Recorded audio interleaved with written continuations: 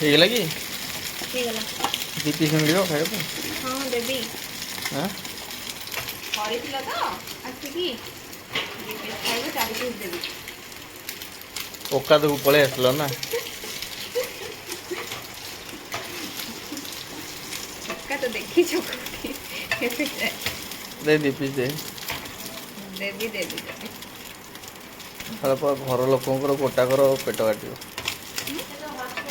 ପେଟ କାଟିବନି ତ ପେଟ କେଞ୍ଚିବ। ମୋର ତ ଅଛି ଅନ୍। ଓହୋ କି ବାସ୍ନା ବାସ୍ନା ମହକି ପକଉଛି। ତମ ପେଟ ପୁରା ପୁରିକି ଫାଟି ଯାଉଥିବ ନା ନାଇଁ?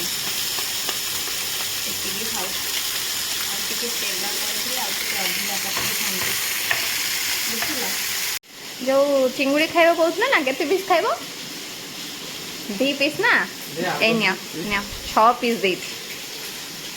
6 ପିସ୍ ଖାଅ ଧର୍ମ ସହିବ। ଖାଅ ମତେ ଟିକେ ଦିଅ। ଭଲ ଲାଗୁଛି? ଭଲ ଲାଗୁଛି ତ?